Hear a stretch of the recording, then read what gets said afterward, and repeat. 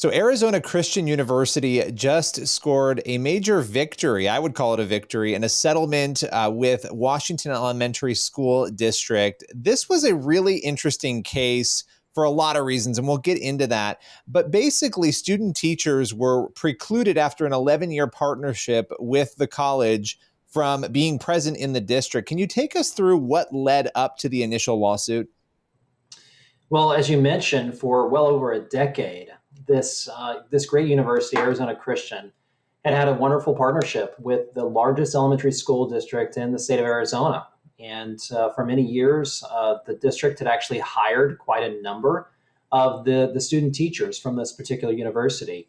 And out of the blue, on a Tuesday night, the university was expelled from this partnership simply because of its religious beliefs. Someone on the board had gotten wind that they believed in biblical sexuality principles, didn't like that.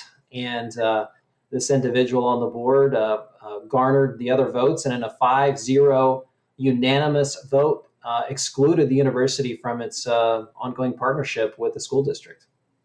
It's interesting when you look at that meeting, because this was a meeting that this wasn't a he said, she said sort of situation. This was a situation where the statements were public of the board members, where the conversation about the college's views on sexuality, their Christian views, were very public. What surprised you about that? Not only as a believer, but as an attorney, as somebody who is looking at these cases so frequently.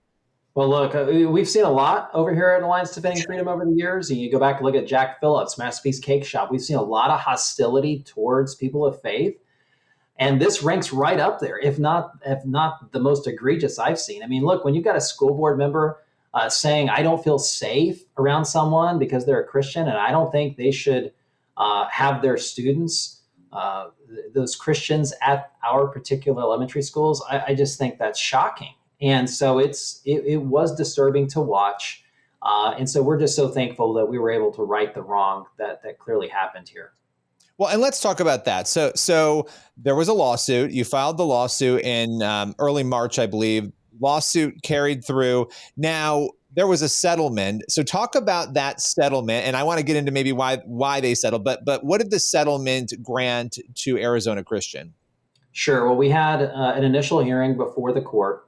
And the judge indicated that he wanted to take our injunctive relief, and rather than rule on it immediately, he wanted to expedite the case, expedite the trial on the merits. And so we were set for trial just a few weeks ago. And rather than go to trial and everything that entailed there, the district, I think, understandably decided to settle the lawsuit.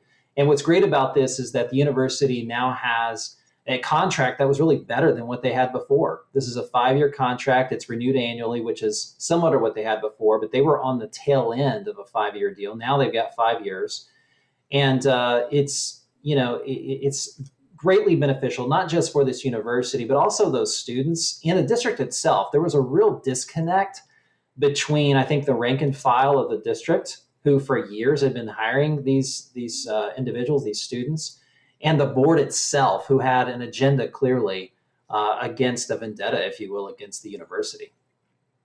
Yeah, I mean, and I think it's important for people who are watching this to understand that these students who were precluded before this settlement from being present in the school after this more than 10-year partnership, these students they're student teachers. They get hired by the district. The district had no complaints, from what we understand, of any past behavior that would lead anybody to believe that these students would behave in a way to make public school students feel uncomfortable over any of these issues. So being able to be back in that partnership, and you mentioned it's the largest school district there in the state, that seems to be a very big victory for the college. What message do you think this sends, right, to other school boards or other institutions that might be behaving, maybe they're not saying it as openly, but behaving in similar ways towards Christian colleges or other Christian institutions?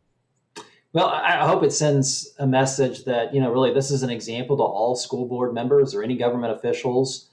You can't take someone's beliefs and openly ridicule them and subject them to pure religious discrimination. Otherwise, you're going to face a lawsuit like this.